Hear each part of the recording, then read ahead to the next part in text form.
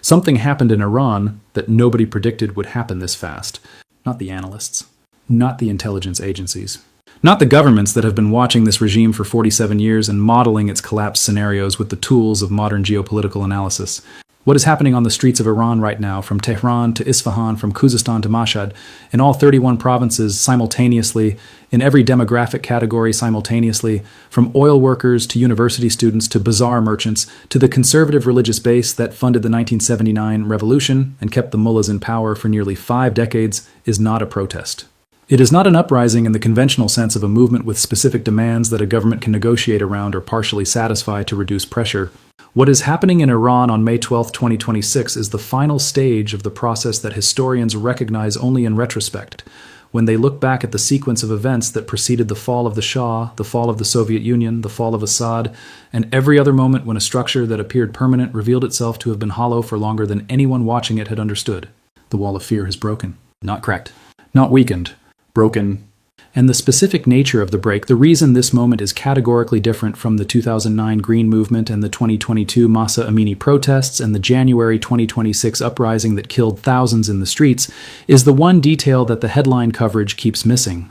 This time, the people calling for the regime to fall are the regime's own people. The conservative religious base that was supposed to be the Islamic Republic's last reserve of social legitimacy is in the streets alongside the students and the workers and the women, burning portraits of Khamenei and chanting that the Shah will return.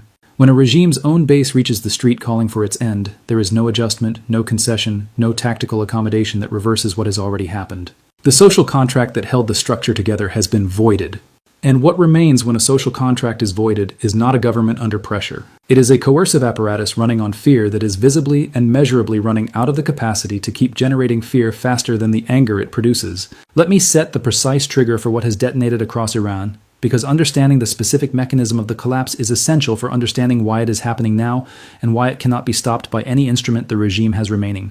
President Pezeshkian stood before cameras and declared that the state coffers were empty. He said in language that no head of state should ever use because the moment it is spoken, it becomes the official documentation of the state's bankruptcy, that everyone who received the subsidized dollar had pocketed it, and that the government would no longer be distributing them. Read what that statement actually communicated to the Iranian population that heard it. For decades, the Islamic Republic sustained its social contract through a specific mechanism: subsidies. Cheap bread, cheap gasoline that remained among the lowest priced in the world, until the price increase decision that lit the match on the current explosion. Cheap electricity, which makes the 12-hour daily power cuts in Tehran all the more politically catastrophic as a symbol. The subsidies were not generosity. They were the purchase price of social tolerance. The regime could not deliver freedom, political representation, legal equality for women, free internet, or economic opportunity at anything approaching the level that the Iranian population's education and potential warranted. But it could deliver cheap gasoline and cheap bread, and the pretense that the resistance economy was working, that the sanctioned, isolated, war-footing economic model was producing something that justified the sacrifice being demanded of the population. Pezeshkian's statement ended that pretense with a single sentence. The money is gone. The people who were supposed to be managing it took it. We have nothing left to give you. That sentence, spoken by a president who was elected on a platform of reform and moderation and diplomatic engagement, and who has been politically neutered by the IRGC's seizure of civilian authority since the conflict began, was the official termination of the invisible social contract between the Islamic Republic and the Iranian people. When a state tells its own citizens that it can no longer provide even the subsidized minimum that made its demands on those citizens defensible, it has destroyed its own legitimacy in the most irreversible possible way, not through external force, through confession. The Tehran Bazaar shutdown that followed Pezeshkian's statement is the historical signal that should have told every analyst watching what was coming next. Because the Tehran Bazaar is not just a commercial district. It is the financial and cultural heart of Iran's conservative establishment, the institution that financed the 1979 revolution, that brought the Ayatollahs to power, that served for nearly 5 decades as the economic backbone of the regime's relationship with the traditional merchant class that was supposed to be its most reliable base of social support. When the bazaar shuts down, it is not making a commercial statement, it is making a political verdict. The merchants who closed their shutters were not reacting to a price change or a supply disruption or a regulatory burden. They were withdrawing their institutional support from a government they had concluded had nothing left to offer them. The bazaar's closure is the conservative establishment saying, in the clearest language available to it, that it has reached the same conclusion the streets reached, which is that the regime's promises are now worthless, because the regime's resources are exhausted and its ability to manage the country is gone. When the Shah lost the bazaar in 1978, the revolution was 6 months away. The bazaar closed again in May 2026, and the slogans being chanted outside it are not the economic grievances of a merchant class seeking policy adjustments.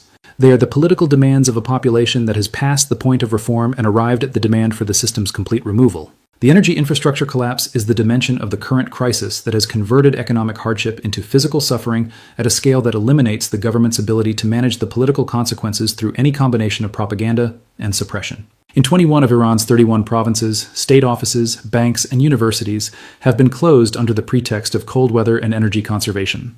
But the Iranian population living through 12-hour daily power cuts in what should be a country with unlimited energy resources understands the difference between conservation and loss of control. Power plants are not being supplied with fuel.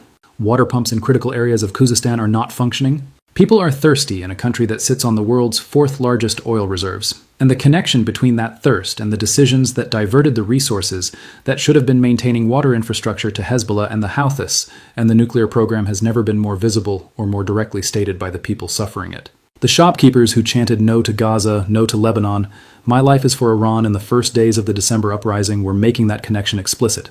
They were naming the specific expenditures that the regime made with their national resources instead of the water systems and power plants and hospital supply chains that are now failing simultaneously.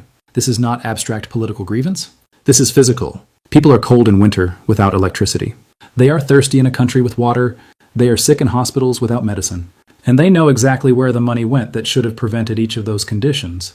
Now let me take you inside the specific geographic spread of what is happening, because the 31-province simultaneity of the current wave is the detail that most directly communicates why this moment is different from every previous wave of protest the Islamic Republic has survived.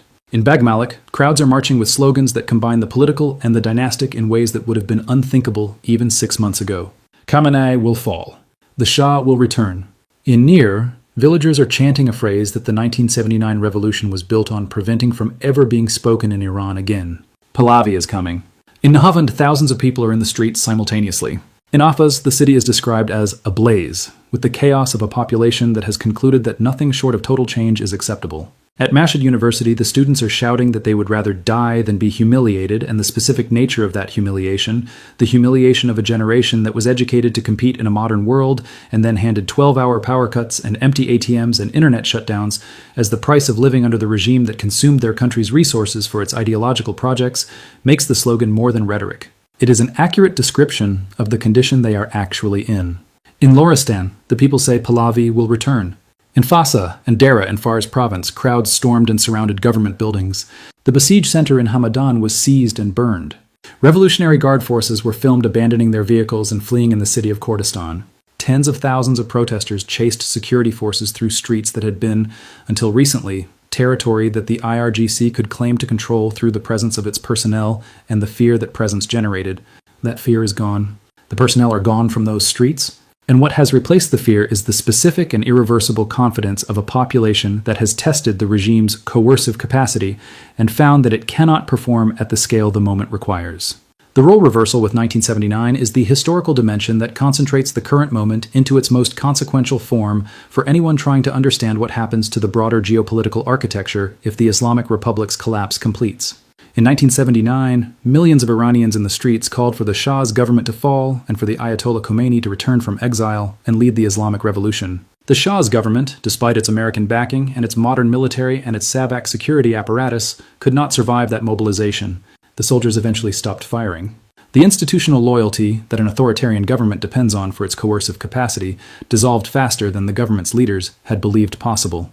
In May 2026, 47 years after that revolution remade the Middle East and produced the Islamic Republic that has been terrorizing its neighbors and proxying its conflicts and pursuing its nuclear program ever since, millions of Iranians are in the streets calling for the Islamic Republic to fall and for Reza Shah Pahlavi II, the exiled son of the Shah who was overthrown in 1979, to return and lead whatever comes next.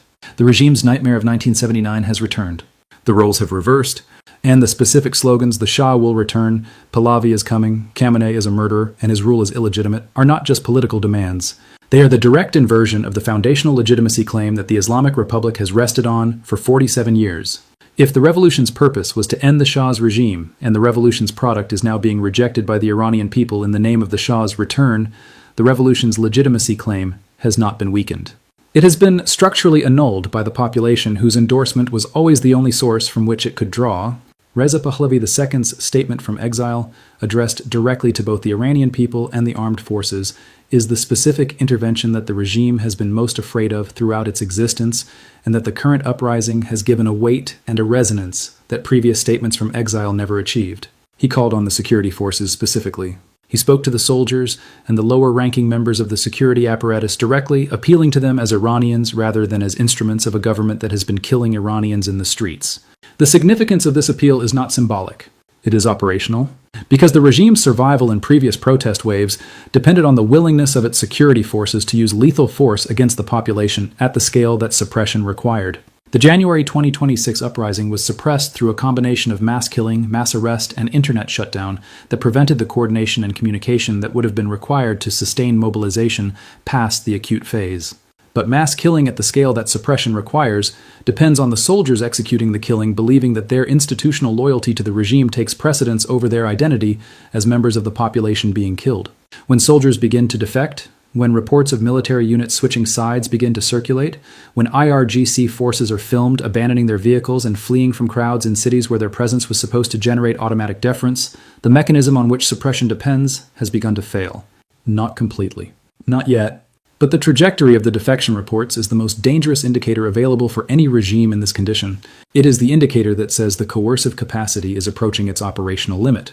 The IRGC's position in the current uprising is the central strategic complication that makes this moment more dangerous for the regime than any previous crisis, because the organization that has seized civilian authority, that has been running Iran as a three-person committee since Khamenei's injury and public disappearance, that has blocked the president from appointing his own ministers and contradicted his diplomatic statements within hours of their release, is now the primary target of the population's rage in a way that previous protest waves did not specifically direct.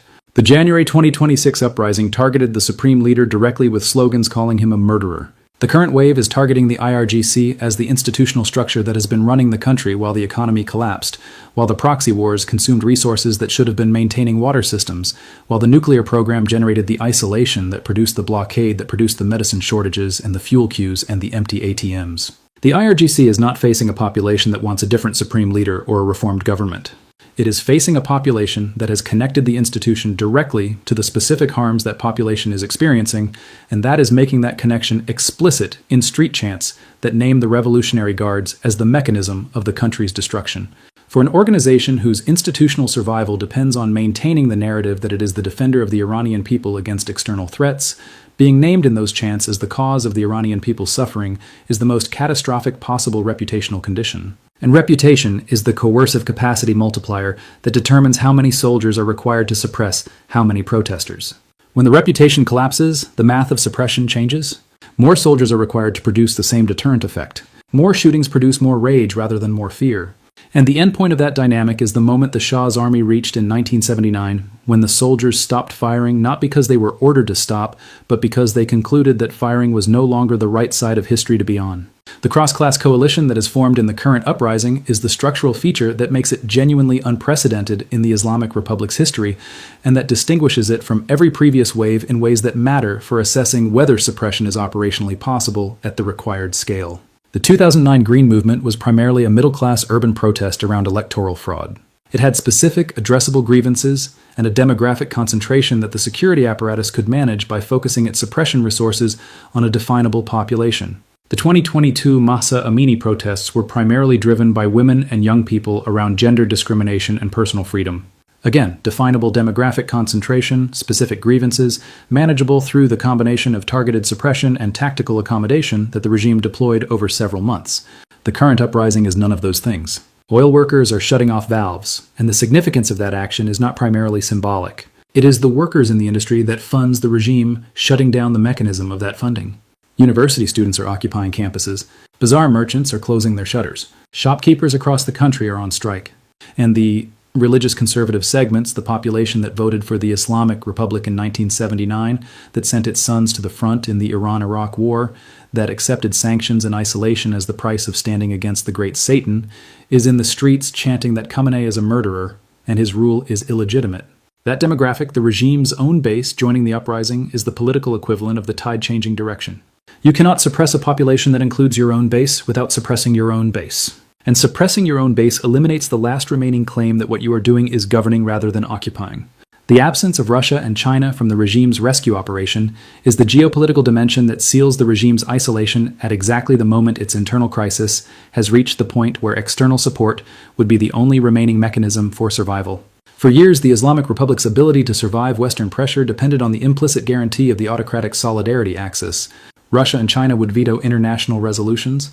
Russia would provide weapons and diplomatic cover. China would purchase Iranian oil and financial integration. The combination created enough external support to sustain the regime against the kind of pressure the Western world could apply through conventional diplomatic and economic instruments. That support structure has dissolved. Russia is not sending mercenaries to Tehran. It cannot. Its own military is being consumed in Ukraine at a rate that leaves no surplus capacity for external intervention in a crisis that would require significant ground force commitment. Putin is watching Iran burn from the Kremlin's windows, as the source material describes it, not as a choice but as a necessity. He has neither the mercenary units to send, nor the air defense systems to provide, nor the rubles to donate. The Ukrainian conflict has absorbed Russian military and financial capacity to the point where Iran's collapse is something Moscow will watch rather than prevent.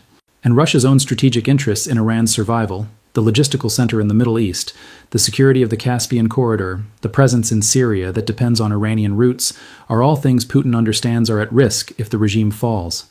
The understanding does not produce capacity, and capacity is what the moment requires. China's silence is even more revealing because Beijing has the financial capacity to intervene economically and has chosen not to deploy it. The calculation is straightforward and cold. An Iran in the process of regime change, an Iran whose population is rejecting the current government in the streets, an Iran that may be transitioning to a different political structure, is not an asset for Beijing's Belt and Road investment and energy security strategy. It is a liability. Pouring resources into a sinking ship does not save the cargo. It adds to the loss. China has pulled the plug on the Khamenei regime, not because of values or solidarity, but because the asset has become a liability, and Beijing's portfolio management does not include sentimental commitments to failing investments.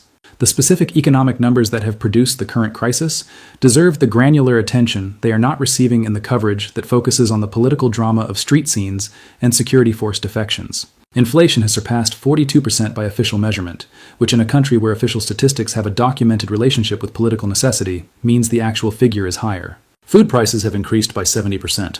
The currency, the rial, has depreciated to the point that it has ceased to function effectively as a medium of exchange and has become, in the description of Iranians living through it, nothing more than a waste of paper.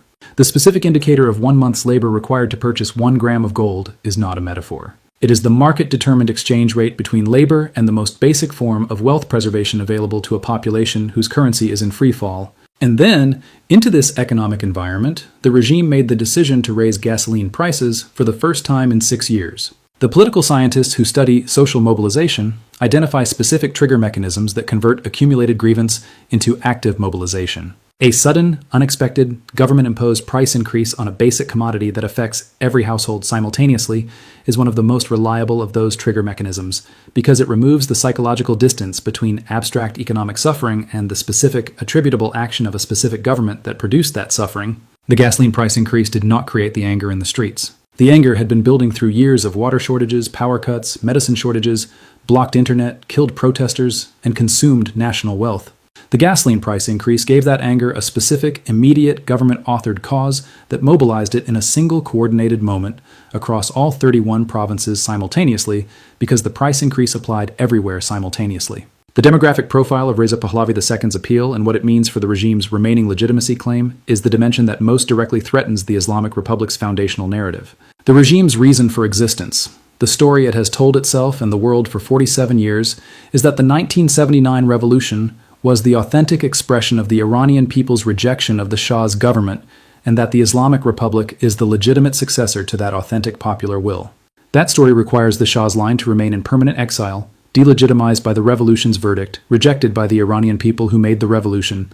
If Iranian people in the streets are calling for the Shah's son to return, if they are chanting Pahlavi is coming as a demand rather than a fear, if the specific political demand for the monarchy's restoration is present in the street vocabulary of an uprising that is visibly the largest and most geographically comprehensive in the Islamic Republic's history, then the revolution's legitimacy claim has been overturned by the same mechanism that created it. Popular will expressed in street mobilization. The regime built its legitimacy on popular will expressed in street mobilization in 1979. Popular, will expressed in street mobilization in 2026, is demanding the reversal of what 1979 produced. The irony is not incidental. It is the specific form that the historical verdict is taking. Now let me address the military defection reports with the analytical care they require, because defection is the mechanism through which regimes that have lost political and economic legitimacy eventually lose their coercive capacity. And the reports of IRGC forces abandoning their vehicles and fleeing in Kurdistan and military units switching sides in other locations need to be understood in their proper operational context. Individual defections, the refusal of specific soldiers or units to execute suppression orders, are the early signal of a coercive capacity that is approaching its operational limit. They do not indicate that the military has collectively switched sides. They indicate that the calculation individual soldiers are making about which side of history to be on, the calculation that drives every defection in every regime collapse throughout history, has begun to shift for some portion of the force. The Shah's army did not defect all at once in 1979. It defected gradually, then rapidly, as the social legitimacy of the regime's orders collapsed beneath the weight of the mobilization they were being asked to suppress. The defection reports coming out of Iran on May 12, 2026 are the early indicators of a process, not the conclusion of it. But early indicators in this specific process are the most consequential data points available because the trajectory they describe, once established, has historically been extremely difficult to reverse. A soldier who has made the calculation that the regime's orders are illegitimate and has acted on that calculation by refusing or defecting has a qualitatively different relationship to future suppression orders than a soldier who has not yet made that calculation. And the contagion of that calculation, the spreading from unit to unit of the assessment that the regime has lost its right to command, is the mechanism that eventually produces the moment where the Shah's army stopped firing. Not because an order came from above, because the soldiers stopped believing the order was legitimate. The infrastructure apocalypse that is running simultaneously with the political uprising is the element that makes the current crisis genuinely different in scale from any previous confrontation the regime has managed, because it removes the government's ability to offer even the minimal material relief that has historically been available as a pressure relief valve. In previous protest waves, the regime could offer subsidies, could promise economic reforms, could release political prisoners as a concession signal, could use the instruments of partial accommodation to reduce the acute phase of mobilization to a level where concentrated suppression could manage what remained. None of those instruments are available in the current environment. The subsidies cannot be restored because Pezeshkian has publicly confirmed the coffers are empty. The economic reforms cannot produce results in the time frame the crisis is operating on because the structural damage from decades of resource misallocation, from the blockade's oil export elimination, from the geological damage to the oil fields that is accumulating daily is measured in years, not weeks. The political prisoner releases cannot reduce the population's anger about power cuts and water shortages and empty pharmacies because those are not political grievances in the narrow sense. They are material conditions that produce physical suffering every day. And releasing political prisoners does not restore electricity to the grid, or water to the taps, or medicine to the hospitals. The government that confessed it has no money is the government that has also run out of the tools for managing the political consequences of having no money. The combination of empty coffers and infrastructure collapse has produced a conditions that eliminate the regime's options for managed de-escalation, leaving only the coercive option, and the coercive option is showing the first signs of the limitation that eventually makes it unavailable. The global autocracy chain dimension of what is happening in Iran on May 12th is the frame that connects the specific collapse of one regime to the broader geopolitical architecture that regime survival has been supporting. The Moscow-Beijing-Tehran axis has functioned as a mutually reinforcing stability system for autocratic governance. Iran's survival demonstrated that ideological totalitarianism could withstand sustained Western pressure through the combination of resource wealth, proxy networks, and the external support of other autocratic states.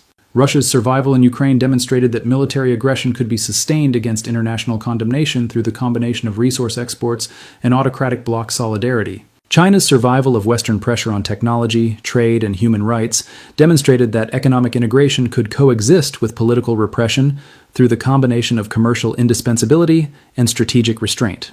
Each element of this axis provided the others with the proof of concept that resistance to Western liberal norms was viable. If Iran falls, or undergoes the kind of radical regime change that the current mobilization is demanding, the proof of concept fails at its most visible and most tested point. Russia loses its largest logistical center in the Middle East, its southern flank becomes defenseless, and its presence in Syria is logistically cut off. China loses a major source of discounted energy and a critical stop on the Belt and Road infrastructure investment that has been a cornerstone of Beijing's global influence strategy. and every autocratic government watching the Iranian streets, watching the crowds that were the regime's own base calling for the regime's end, watching the soldiers abandoning their vehicles, watching the slogans that are the direct inversion of everything the 1979 revolution claimed to represent, is performing its own domestic risk assessment about what the Iranian contagion means for its own populations. The Arab Spring of 2010 demonstrated that regional mobilization can cascade rapidly when a spark in one country ignites the awareness in neighboring countries that mass mobilization can force regime change. Tunisia fell. Egypt fell. Libya fell. Syria burned. The specific dynamic of those cascades was limited by the individual circumstances of each country. The Iranian cascade, if it completes, would not be a regional cascade. It would be a signal to every population under an autocratic government that the specific mechanism of institutional legitimacy collapsed through economic failure and cross-class coalition formation is not a unique Iranian phenomenon. It is a template. Here's the complete picture that May 12, 2026 produces when every element of what is happening in Iran is placed in the same frame. 31 provinces simultaneously in active mobilization, the most geographically comprehensive protest wave in the Islamic Republic's 47-year history. The conservative religious base, the regime's own social foundation, in the streets alongside students and workers and merchants calling for the regime's end. The Tehran Bazaar shut down, the institution that financed the 1979 revolution, withdrawing its support from what that revolution produced. Oil workers shutting off valves in the industry that funds the regime's entire operational capacity. University students occupying campuses. The slogan "Pahlavi is coming" being chanted in streets where calling for the Shah's family was until recently a sentence measured in years in Evin prison.